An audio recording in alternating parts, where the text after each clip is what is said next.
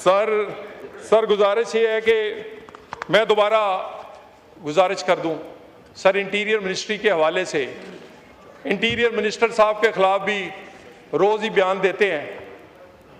यकीन करें interior ministry से भी मुतमिन है, इंटीरियर की कारकर्दगी से भी मुतमिन है।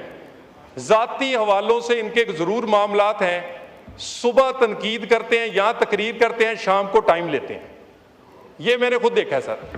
ये सब सर मेरी गुजारिश ये है, मेरी गुजारिश ये है कि हम अब इसके लिए गुजारिश ये है, हम इसमें बाकी इंटीरियर मिनिस्ट्री के हवाले से जनाब स्पीकर, आपको मैंने पहले भी फ्लोर ऑफ द हाउस का दोबारा किसी भी वक्त आपकी कोई कमेटी हो, आपके सवालों जवाब हो, आपका कोई इजलास हो, इसके अलावा प्रॉपर इंटीरियर पर 2, 3 दिन 4 दिन की आप बहस रखें।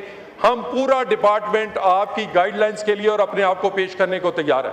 Thank you very much sir.